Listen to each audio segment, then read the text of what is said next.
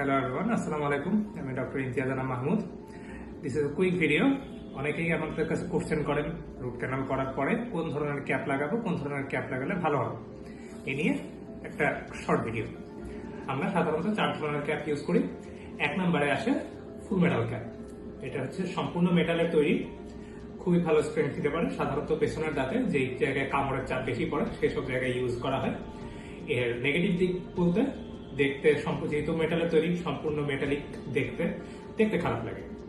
2 নম্বরে আসে metal porcelain cap. এটাও সম্পূর্ণ মেটালের তৈরি, বাট উপরে পোর্সিলিনের একটা লেয়ার থাকে। স্ট্রেংথ যথেষ্ট নিতে পারে। পেছনের দাঁত এবং সামনের দাঁত যেহেতু পোর্সিলিনের লেয়ার আছে, 2 জায়গায় ইউজ করা যায়, বাট কামড়ের চাপ বেশি পড়লে উপরের পোর্সিলিন লেয়ারটা ক্র্যাক হয়ে যাওয়ার একটা চান্স থাকে। 3 নম্বরে আসে ফুল পোর্সিলিন ক্যাপ। এটা কখনোই পিছনের দাঁতে ইউজ করা যায় না। এখানে কোনো মেটাল থাকে না, সম্পূর্ণ পোর্সিলিন দিয়ে তৈরি। সো কামড়ের প্রেশার নিতেই পারে না। সামনের দাঁতে মাঝে মাঝে ইউজ করা হয় যদি অ্যাসিডিকের প্রয়োজন বেশি হয়, বাট সেখানেও কামড় বেশি পড়লে, জোরে বেশি পড়লে পোর্সিলিনটা ক্র্যাক হয়ে যাওয়ার চান্স থাকে। এবং 4 নম্বরে আসে আমাদের যে সবচেয়ে মডার্ন যে ভার্সন, সেটা হচ্ছে জিরকোনিয়া ক্যাপ।